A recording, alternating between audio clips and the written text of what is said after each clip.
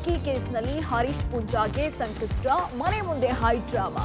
ಅಯ್ಯೋ ದೇವ್ರೆ, ಮಲ್ಕಿದ್ದಲ್ಲೇ ಹೋಯ್ತಲ್ಲ 4 ಪ್ರಾಣ. ಬೋಟಿಂಗ್ ವೇಳೆ ದುರಂತ, 6 ಮಂದಿ ನೀರು ಪಾಲು. ರೇವ್ ಪಾರ್ಟಿ ಕೇಸ್ನಲ್ಲಿ ಕಳ್ಳಾಟ ಆಡ್ತಿದ್ದಂತಹ ನಟಿ ಹೇಮಾಗೆ ಈಗ ಸಂಕಷ್ಟ. Rameshwaram cafe bomb blast case 5 under. ಅವಳಿಗೆ 1000 ರೂಪಾಯಿ ದುಡ್ಡು ಕೊಟ್ಟು ಮೈಸೂರಿಗೆ ಬಾ ಅಂದೆ, ಬರಲಿಲ್ಲ, ಅದಕ್ಕೆ ಕೊಂದ್ಬಿಟ್ಟೆ. ಹೀಗೆ ಹೇಳಿದ್ಯಾರು? ಡೀಟೇಲ್ಸ್ ನೋಡ್ತಾ ಹೋಗೋಣ ಕರ್ನಾಟಕ ಟಾಪ್ 20ಯಲ್ಲಿ. ಪೊಲೀಸರಿಗೆ ಧಮಕಿ ಹಾಕಿದ ಕೇಸ್ನಲ್ಲಿ ಬೆಳ್ತಂಗಡಿಯ ಶಾಸಕ ಹರೀಶ್ ಪೂಂಜಾಗೆ ಸಂಕಷ್ಟ ಎದುರಾಗಿದೆ. ಹರೀಶ್ ಪೂಂಜಾ ಬಂಧನಕ್ಕೆ ಪೊಲೀಸರು ಮುಂದಾಗಿದ್ದು, ಬೆಳ್ತಂಗಡಿಯ ಹರೀಶ್ ಪೂಂಜಾ ನಿವಾಸದ ಎದುರು ಹೈಡ್ರಾಮಾ ನಡೆದಿದೆ. ಶಾಸಕರನ್ನ ಬಂಧಿಸದಂತೆ ಅಪಾರ ಸಂಖ್ಯೆಯಲ್ಲಿ ಕಾರ್ಯಕರ್ತರು ಪ್ರತಿಭಟನೆ ಮಾಡಿದ್ರು. ಸರ್ಕಾರ ಹಾಗೂ ಪೊಲೀಸರ ವಿರುದ್ಧ ಧಿಕ್ಕಾರ ಕೂಗಿ ಆಕ್ರೋಶವನ್ನ ವ್ಯಕ್ತಪಡಿಸಿದ್ರು. ಹರೀಶ್ ಪೂಂಜಾ ಬಂಧನ ಸಾಧ್ಯತೆ ಹಿನ್ನೆಲೆಯಲ್ಲಿ ಮನೆಗೆ ವಕೀಲರ ತಂಡ ಭೇಟಿ ನೀಡಿ ಚರ್ಚೆಯನ್ನ ಮಾಡಿದ್ರು. ಪೂಂಜಾ ನಿವಾಸಕ್ಕೆ ಸಂಸದ ನಳಿನ್ ಕುಮಾರ್ ಕಟೀಲ್ ಹಾಗೂ ಬ್ರಿಜೇಶ್ ಚೌಟಾ ಕೂಡ ಭೇಟಿಯನ್ನ ನೀಡಿದ್ರು. ಇನ್ನು ಹರೀಶ್ ಪೂಂಜಾ ಮೇಲೆ ಎಫ್ಐಆರ್ ಹಾಕಿದ್ದಕ್ಕೆ ಬಿಜೆಪಿ ರಾಜ್ಯಾಧ್ಯಕ್ಷ ವಿಜಯೇಂದ್ರ ಖಂಡಿಸಿದ್ದಾರೆ. ವಿಷಯ ಮರೆಮಾಚಲು ಪೊಲೀಸರು ಯತ್ನಿಸ್ತಾ ಇದ್ದಾರೆ. ಅಕ್ರಮ ಗಣಿಗಾರಿಕೆ ಸಂಬಂಧ ಪೊಲೀಸರು ಎಫ್ಐಆರ್ ಹಾಕಿದ್ದಾರೆ. ಈಗ ಪೂಂಜಾ ಬಂಧನಕ್ಕೆ ಮುಂದಾಗಿರೋದು ಖಂಡನೀಯ ಅಂತ ಕಿಡಿಕಾರಿದ್ರು. ಭಾರತೀಯ ಜನತಾ ಪಾರ್ಟಿಯ ಕಾರ್ಯಕರ್ತರನ್ನು ಅರೆಸ್ಟ್ ಮತ್ತು ವಿನಾಕಾರಣ ಉಲಾಯಿಕುಲ್ಲನಗ ಯಾನ್ ಆಕ್ರೋಶದ ಪಾರ್ಟಿಯನ್ನು ಯಾನ್ ಅಧಿಕಾರಯುತವಾದ ಪಾರ್ಟಿಯನ್ನು ಅನ್ಯಾಯವಾಗಿ ನಿರಪರಾಧಿಗೆ ಶಿಕ್ಷೆ ಆಗುವುದಕ್ಕೆ ತುವನ್ನು ಎನ್ನ ಜವಾಬ್ದಾರಿ ನನ್ನ ದುಂಬುಗಳ ಬೆಳ್ತಂಗಡಿದ ಕಾರ್ಯಕರ್ತರನ್ನು ಮುಟ್ಟಿಯನ್ನ ಕಾಲಲ್ಲಿ ಪತ್ತದ ವಹಿಸಿ ಪಾಠದ ಪೊಲೀಸರು ಇಲ್ಲಿಗಲ್ ಕ್ವಾರಿ ವಿಚಾರದಲ್ಲಿ ಒಂದು ಎಫ್ಐಆರ್ ರಿಜಿಸ್ಟರ್ ಮಾಡಿದ್ರು.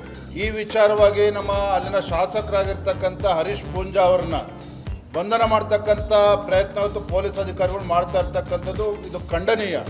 ಇವತ್ತು ಮರೆಮಾಚತಕ್ಕಂಥ ಕೆಲಸ ಅಲ್ಲಿನ ಪೊಲೀಸ್ ಅಧಿಕಾರಿಗಳು ಇವತ್ತು ಮಾಡ್ತಾ ಇದ್ದಾರೆ. ಮೈಸೂರಿನ ಯರಗನಹಳ್ಳಿಯಲ್ಲಿ ಮನೆಯಲ್ಲಿ ಗ್ಯಾಸ್ ಸಿಲಿಂಡರ್ ಸೋರಿಕೆಯಿಂದಾಗಿ ಮನೆಯೊಳಗೆ ಮಲಗಿದ್ದ 4 ಮೃತಪಟ್ಟಿದ್ದಾರೆ. ಕುಮಾರಸ್ವಾಮಿ ಪತ್ನಿ ಮಂಜುಳಾ ಹಾಗೂ ಮಕ್ಕಳಾದ ಅರ್ಚನಾ ಹಾಗೂ ಸ್ವಾತಿ ಸಾವನ್ನಪ್ಪಿದ್ದಾರೆ. ಕುಟುಂಬಸ್ಥರು ಬಟ್ಟೆ ಐರನ್ ಮಾಡೋ ಕೆಲಸ ಮಾಡ್ತಾ ಇದ್ರು. ಅದಕ್ಕಾಗಿ ಮನೆಯಲ್ಲಿ 3 ಸಿಲಿಂಡರ್ ಇಟ್ಕೊಂಡಿದ್ರು. ಅದರಲ್ಲಿ 1 ಸಿಲಿಂಡರ್ ಸೋರಿಕೆಯಾಗಿ ಸಾವನ್ನಪ್ಪಿದ್ದಾರೆ ಎನ್ನಲಾಗಿದೆ.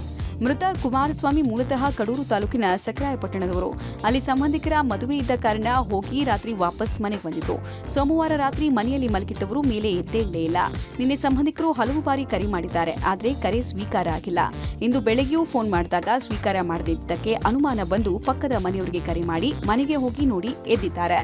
ಆಗ ಪಕ್ಕದ ಮನೆಯವರು ಮನೆಗೆ ಬಂದು ಕಿಟಕಿಯಲ್ಲಿ ನೋಡಿದಾಗ ಮೃತಪಟ್ಟಿರುವ ವಿಚಾರ ಗೊತ್ತಾಗಿದೆ. 10x20 ಸೈಜಿನ ಮನೆಯಲ್ಲಿ ಗಾಳಿಗೆ ಯಾವುದೇ ವ್ಯವಸ್ಥೆ ಇರಲಿಲ್ಲ. ಇಂತಹ ಸ್ಥಿತಿಯಲ್ಲಿ ಗ್ಯಾಸ್ ಲೀಕ್ ಆಗಿದೆ. ಲೀಕ್ ಆದ ಗ್ಯಾಸ್ ಅನ್ನೇ ಸೇವಿಸಿದ ಪರಿಣಾಮ ಸಾವು ಸಂಭವಿಸಿದೆ ಅಂತ ಪೊಲೀಸರ ಪ್ರಾಥಮಿಕ ತನಿಖೆಯಲ್ಲಿ ಗೊತ್ತಾಗಿದೆ. ಏನಾಗಿದೆ ಅಂದರೆ 2 ದಿವಸದಿಂದ ಅಲ್ಲಿ ಫೋನ್ ಮಾಡಿದರೆ ಅವರು ಸಂಬಂಧಿಕರು ಫೋನ್ ಮಾಡಿದರೆ ಫೋನ್ ಎತ್ತಾ ಇಲ್ಲ ಅಂತ ಹೇಳಿಬಿಟ್ಟು ಡೌಟ್ ಬಂದು ನೋಡಿದಾಗ ಮನೆ ಹೊರಗಡೆ ಇನ್ಸೈಡಿಂದ ಲಾಕ್ ಇತ್ತು. ಗ್ಯಾಸ್ದು ಸ್ಮೆಲ್ ಬರ್ತಾ ಇತ್ತು. ಆ ಮನೆ ಮುಂದ್ಗಡೆ ಇರುವ ವಿಂಡೋ, ಚಿಕ್ಕ ವಿಂಡೋ ಇತ್ತು, ಆ ವಿಂಡೋನ ಓಪನ್ ಮಾಡಿ ನೋಡಿದಾಗ ಆ ಮುಂದೆ ಸ್ಮಾಲ್ ರೂಮಲ್ಲಿ 2 ಡೆತ್ ಆಗಿದಂಥ ಬಾಡೀಸ್ ನೋಡಿದರೆ. ಬಿರುಗಾಳಿಗೆ ನದಿಯಲ್ಲಿ ದೋಣಿ ಮಗು ಸೇರಿ 6 ಮಂದಿ ನೀರು ಪಾಲಾಗಿದ್ದಾರೆ. ಮಹಾರಾಷ್ಟ್ರದ ಪುಣೆ ಜಿಲ್ಲೆಯ ಪಾಲ್ಘರ್ ತಾಲೂಕಿನ ಕಲಾಶಿ ಬಳಿ ಈ ದುರಂತ ನಡೆದಿದೆ. ಘಟನೆಯಲ್ಲಿ ಒಂದೇ ಕುಟುಂಬದ 4 ಮತ್ತಿಬ್ಬರು ವಿಹಾರಿಗಳು ಸೇರಿ 6 ಮಂದಿ ಸಾವಿಗೀಡಾಗಿದ್ದಾರೆ. ಗೋಕುಲ ಜಾಧವ್, ಕೋಮಲ್ ಜಾಧವ್, ಶುಭ ಜಾಧವ್, ಮಾಹಿ ಮೃತಪಟ್ಟಿದ್ದಾರೆ. ಉಜ್ಜಯಿನಿ ಜಲಾಶಯದ ಹಿನ್ನೀರಿನಲ್ಲಿ ದೋಣಿ ವಿಹಾರಕ್ಕೆ ತೆರಳಿದ್ದಾಗ ಈ ದುರಂತ ಸಂಭವಿಸಿದೆ. ನೀರು ಪಾಲಾಗಿದ್ದವರ ಮೃತದೇಹಕ್ಕಾಗಿ ಎನ್ಡಿಆರ್ಎಫ್ ತಂಡ ಶೋಧ ಕಾರ್ಯ ಮುಂದುವರೆಸಿದೆ.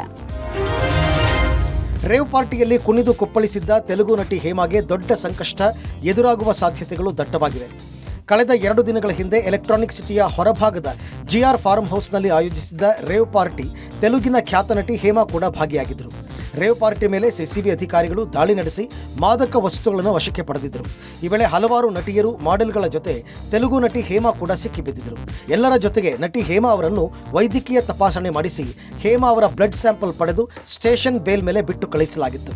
ಇದೀಗ ಈ ಬ್ಲಡ್ ಸ್ಯಾಂಪಲ್ನಲ್ಲಿ ಪಾಸಿಟಿವ್ ಬಂದರೆ ಹೇರ್ ಫಾಲಿಕಲ್ ಟೆಸ್ಟ್ ಮಾಡಿಸೋದಕ್ಕೂ ಕೂಡ ಪೊಲೀಸರು ಮುಂದಾಗಿದ್ದಾರೆ. ಇದು ನಟಿ ಹೇಮಾಗೆ ಸಂಕಷ್ಟ ತಂದೊಡ್ಡುವ ಸಾಧ್ಯತೆ ದಟ್ಟವಾಗಿದೆ. ಇನ್ನು ಪಾರ್ಟಿಯಲ್ಲಿ ಇದ್ದಿದ್ದನ್ನ ಮತ್ತೊಬ್ಬ ತೆಲುಗು ನಟಿ ಆಶಿ ರಾಯ್ ಒಪ್ಪಿಕೊಂಡಿದ್ದಾರೆ. ಒಳಗೆ ಏನ್ ನಡೀತಾ ಇತ್ತು ಅಂತ ನಮಗೆ ಗೊತ್ತಿಲ್ಲ ಅಂದಿದ್ದಾರೆ.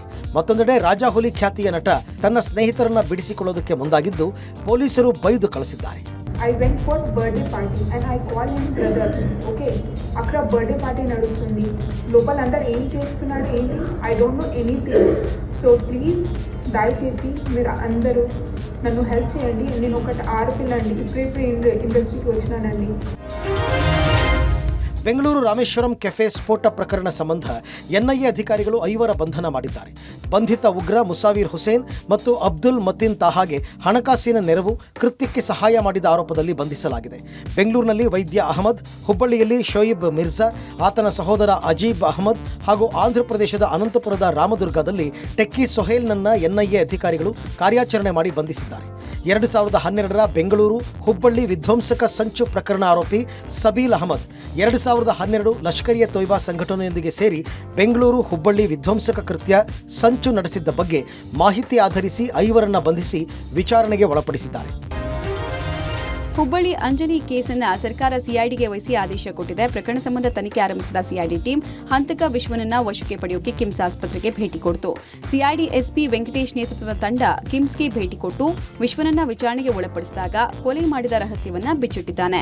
ಅಂಜಲಿಯನ್ನ ನಾನು ಮೈಸೂರಿಗೆ ಬಾ ಅಂತ ಕರೆದೆ, ಆದ್ರೆ ಅಂಜಲಿ ಬರಲಿಲ್ಲ, ಹೀಗಾಗಿ ಕೋಪಗೊಂಡು ಕೊಲೆ ಮಾಡಿದೆ ಅಂತ ಬಾಯ್ಬಿಟ್ಟಿದ್ದಾನೆ.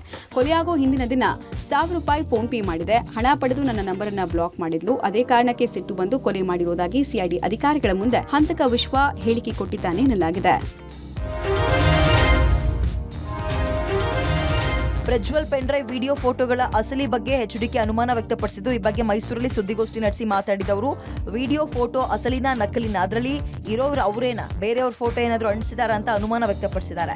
ಇನ್ನು ಚುನಾವಣೆಗಾಗಿ ಈ ಪೆನ್ಡ್ರೈವ್ ಹಂಚಿಕೆ ಮಾಡಿದ್ದಾರೆ ಎಂಬ ಬಗ್ಗೆ ಸಿಎಂ ಡಿಸಿಎಂ ಅಕ್ಕಪಕ್ಕ ಇದ್ದವರೇ ಎಲ್ಲ ಮಾಹಿತಿ ನಂಗೆ ಕೊಟ್ಟಿದ್ದಾರೆ ಅಂತ ಹೇಳಿದ್ರು. ಇನ್ನು ಪೆನ್ಡ್ರೈವ್ ಪ್ರಕರಣದಲ್ಲಿ ಡಿಕೆ ಬ್ರದರ್ಸ್ ಕೈವಾಡ ಇದೆ ಅಂತ ಕುಮಾರಸ್ವಾಮಿ ಬಾಂಬ್ ಸಿಡಿಸಿದ್ದು, ಮಹಾನುಭಾವರು 1980ರಲ್ಲೇ ಸಿಡಿ ಫ್ಯಾಕ್ಟರಿ ಓಪನ್ ಮಾಡಿದ್ದಾರೆ ಅಂತ ಡಿಕೆ ಬ್ರದರ್ಸ್ ವಿರುದ್ಧ ಎಚ್ಡಿಕೆ ಲೇವಡಿ ಮಾಡಿದ್ದಾರೆ.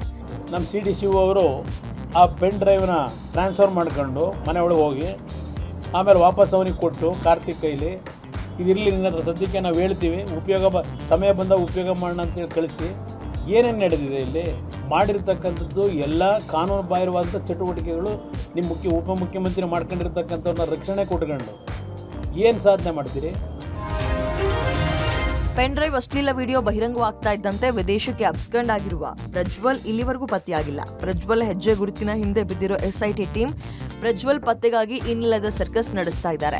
ಇತ್ತ ಪ್ರಜ್ವಲ್ ಚಿಕ್ಕಪ್ಪ ಮಾಜಿ ಸಿಎಂ ಕುಮಾರಸ್ವಾಮಿ ಕೂಡ ಪ್ರಜ್ವಲ್ ಎಲ್ಲಿದ್ರು ಬಾಪ್ಪ ನೀನು ಅಂತ ಮನವಿ ಕೂಡ ಮಾಡಿದ್ದಾರೆ.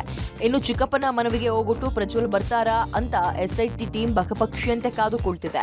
ಇನ್ನು ನಿನ್ನೆ ಕೂಡ ಎಚ್ಡಿಕೆ ಮಾತಾಡಿ, ಪ್ರಜ್ವಲ್ ಎಲ್ಲೇ ಇದ್ರೂ ಬಂದು SIT ಯಾವ ರೀತಿ ತನಿಖೆ ಮಾಡ್ತಾರೋ ಅದಕ್ಕೆ ಸಹಕಾರ ಕೊಡು, ನಮ್ಮ ಕಾರ್ಯಕರ್ತರಿಗೆ ಗೌರವ ತರಲು ದೇವೇಗೌಡರ ಮನಸ್ಸಿನ ನೋವಿದೆ, ಅದನ್ನ ಸರಿಪಡಿಸೋಕೆ ಗೌರವಯುತವಾಗಿ ನಿರ್ಧಾರವನ್ನ ತೆಗೆದುಕೊಳ್ತಾನೆ ಅನ್ನೋ ವಿಶ್ವಾಸ ನಮ್ಮಲ್ಲಿದೆ ಅಂತ ವ್ಯಕ್ತಪಡಿಸಿದ್ರು. ಹೀಗೆ ಎಚ್ಡಿಕೆ ನೀಡಿದ 48 ಗಂಟೆ ಸಮಯ ಕೂಡ ಸರಿದೋಗುವ ಘಟ್ಟಕ್ಕೆ ಬಂದಿದ್ದು, ಹೇಗಿದ್ರೂ ಪ್ರಜ್ವಲ್ ಬರುವಿಕೆಯ ಯಾವೊಂದು ಸುಳಿವು ಕೂಡ SITಗೆ ಸಿಕ್ಕಿಲ್ಲ. ಇತ್ತ ಗೃಹ ಸಚಿವ ಡಾಕ್ಟರ್ ಜಿ ಪರಮೇಶ್ವರ್ ಮಾತಾಡಿ, ಪ್ರಜ್ವಲ್ ಪತ್ತೆಗಾಗಿ ಕಾನೂನು ಪ್ರಕಾರ ಎಲ್ಲಾ ಪ್ರಕ್ರಿಯೆ ಮಾಡ್ತಾ ಇದ್ದೀವಿ, ಆದ್ರೆ ಕೇಂದ್ರ ಸರ್ಕಾರ ಸಹಕಾರ ಕೊಡಬೇಕು ಅಂತ ಮೋದಿ ಸರ್ಕಾರದತ್ತ ಬೆಟ್ಟು ಮಾಡಿದ್ದಾರೆ.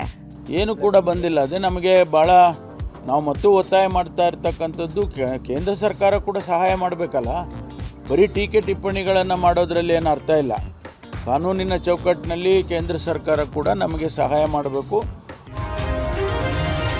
ಫೋನ್ ಕದ್ದಾಲಿಕೆ ವಿಚಾರವಾಗಿ ಆರೋಪ ಮಾಡಿರುವ ವಿರೋಧ ಪಕ್ಷದ ನಾಯಕ ಅಶೋಕ್ ಮತ್ತು ಮಾಜಿ ಸಿಎಂ HDKಗೆ ಡಿಸಿಎಂ ಡಿಕೆ ತಿರುಗೇಟ್ ಕೊಟ್ಟಿದ್ದಾರೆ. ಬೆಂಗಳೂರಿನಲ್ಲಿ ಪ್ರತಿಕ್ರಿಯಿಸಿದ ಡಿಕೆಶಿ, ನಮ್ಮ ಹೋಮ್ ಮಿನಿಸ್ಟರ್ ಈಗಾಗಲೇ ಹೇಳಿದ್ದಾರೆ, ಫೋನ್ ಕದ್ದಾಲಿಕೆ ಬಗ್ಗೆ ಅಶೋಕ್ ರೈಟಿಂಗ್ನಲ್ಲಿ ಬರೆದುಕೊಡ್ಲಿ. ಅವರು ಗೃಹ ಸಚಿವರಾಗಿದ್ದವರು, ಕೆಲವರು ಸಿಎಂ ಆಗಿದ್ದವರು, ಅವ್ರ ಕಾಲದಲ್ಲಿ ಏನಾಗಿತ್ತು ಗೊತ್ತಿಲ್ವಾ, ಅವ್ರ ಕಾಲದಲ್ಲಿ ಏನು ರಿಪೋರ್ಟ್ ಬಂದಿತ್ತು ಅನ್ನೋದು ಗೊತ್ತಿಲ್ವಾ ಅಂತ ತಿರುಗೇಟ್ ಕೊಟ್ಟರು. ಇದೇ ವೇಳೆ ಸಿಎಂ ಡಿಸಿಎಂ ಸುತ್ತಮುತ್ತ ಇರೋರೇ ಮಾಹಿತಿ ಕೊಡ್ತಾ ಇದ್ದಾರೆ ಎಂಬ HDK ಹೇಳಿಕೆಗೆ ಟಾಂಗ್ ಕೊಟ್ಟ ಡಿಕೆಶಿ, ಬಹಳ ಸಂತೋಷ, ಯಾರ್ಯಾರೋ ಮಾಹಿತಿ ಕೊಟ್ಟಿದ್ದಾರೆ, ಅವರ ಅಫಿಡವಿಟ್ ಫೈಲ್ ಮಾಡಲಿ ಅಂತ ವ್ಯಂಗ್ಯವಾಡಿದ್ರು. ಇನ್ನು ಸಚಿವರಿಗಾಗಿ ಸಿಎಂ ಮತ್ತು ಡಿಸಿಎಂ ಡಿನ್ನರ್ ಕೂಟವನ್ನು ಏರ್ಪಾಡು ಮಾಡಿದ್ದಾರೆ. ಸಂಸದ ಡಿಕೆ ಸುರೇಶ್ ಅವರ ಸದಾಶಿವನಗರದ ನಿವಾಸದಲ್ಲಿ ಇವತ್ತು ರಾತ್ರಿ ಭೋಜನ ವ್ಯವಸ್ಥೆ ಮಾಡಲಾಗಿದ್ದು, ಎಲ್ಲ ಸಚಿವರಿಗೆ ಭೋಜನ ಕೂಟಕ್ಕೆ ಡಿಕೆಶಿ ಆಹ್ವಾನ ಕೊಟ್ಟಿದ್ದಾರೆ.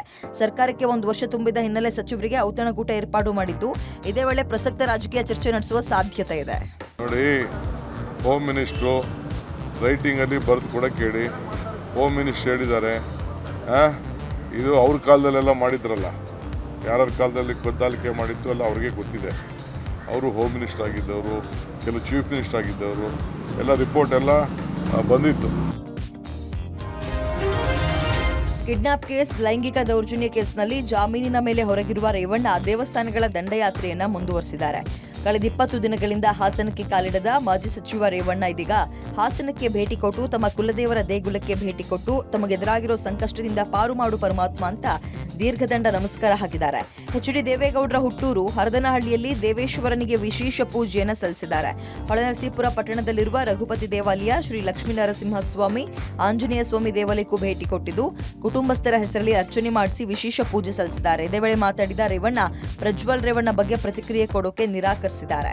ನ್ಯಾಯಾಲಯದ ಬಗ್ಗೆ ನನಗೆ ಗೌರವ ಇದೆ, ನ್ಯಾಯ ಸಿಗೋ ವಿಶ್ವಾಸ ಇದೆ ಅಂದಿದ್ದಾರೆ. ಹಾಸನದ ಜೆಡಿಎಸ್ ಕಾರ್ಯಕರ್ತರು ಧೃತಿಗೆಡಬೇಕಾಗಿಲ್ಲ, ನಿಮ್ಮೊಂದಿಗೆ ನಾನು ಹಾಗೂ ದೇವೇಗೌಡರ ಕುಟುಂಬ ಇದೆ ಅಂತ ಹೇಳಿದ್ದಾರೆ. ಇವತ್ತು ನ್ಯಾಯಾಲಯದಲ್ಲಿ ಕೇಸ್ ಇರುವಾಗ ನಾನು ಯಾವುದೇ ರಿಯಾಕ್ಷನ್ ಕೊಡೋದಕ್ಕೆ ಯಾಕೆಂದರೆ ನನ್ನ ನ್ಯಾಯಾಲಯದ ಬಗ್ಗೆ ಗೌರವ ಇದೆ ಮತ್ತು ನಾನು ದೇವರ ಮೇಲೆ ನಂಬಿಕೆ ಇರುವಂಥ ನನಗೆ. ಆದ್ದರಿಂದ ನಾನು ಇವತ್ತು ಸನ್ನಿವೇಶದಲ್ಲಿ ಈ ಕೇಸ್ಗಳ ಬಗ್ಗೆ ಯಾವುದೋ ನಾನು ರಿಯಾಕ್ಟ್ ಮಾಡಲ್ಲ. ಬೆಂಗಳೂರಿನಲ್ಲಿ ಹೊಯ್ಸಳ ಪೊಲೀಸರನ್ನ ಅಟ್ಟಾಡಿಸಿದ್ದ ಪ್ರಕರಣದಲ್ಲಿ ವಾಹನದಲ್ಲಿದ್ದ ಇಬ್ಬರು ಪೊಲೀಸರನ್ನ ನಗರ ಪೊಲೀಸ್ ಆಯುಕ್ತ ಬಿ ದಯಾನಂದ್ ಅಮಾನತು ಮಾಡಿದ್ದಾರೆ. ರಾಜಗೋಪಾಲ್ ನಗರ ಠಾಣೆ ಎಎಸ್ಐ ರಾಮಲಿಂಗಯ್ಯ ಮತ್ತು head constable Prasanna Kumar suspend ಆದ ಪೊಲೀಸ್ ಸಿಬ್ಬಂದಿ. ಹೊಯ್ಸಳ ವಾಹನದಲ್ಲಿ ಕಲೆಕ್ಷನ್ ಮಾಡ್ತಾ ಇದ್ದ ಆರೋಪದ ಮೇಲೆ ಹೊಯ್ಸಳ ವಾಹನವನ್ನು ಹಿಂಬಾಲಿಸಿ ಸಾರ್ವಜನಿಕರು ವಿಡಿಯೋ ಮಾಡಿ ಅಪ್ಲೋಡ್ ಮಾಡಿದರು. ಪೊಲೀಸ್ ಕಳ್ಳ ಅಂತ ಪೊಲೀಸರನ್ನ ಅಟ್ಟಾಡಿಸಿಕೊಂಡು ಸಾರ್ವಜನಿಕರು ವಿಡಿಯೋ ಮಾಡಿದರು. ಇಲಾಖಾ ತನಿಖೆಗೆ ಆದೇಶ ನೀಡಿದ್ದ ಕಮಿಷನರ್ ಬಿ ದಯಾನಂದ್ ರಾಜಗೋಪಾಲ್ ನಗರ ಪೊಲೀಸ್ ಠಾಣೆಯ ಇಬ್ಬರು ಹೊಯ್ಸಳ ಬೀಟ್ನಲ್ಲಿ ಇದ್ದವರನ್ನ ಅಮಾನತು ಮಾಡಿದ್ದಾರೆ.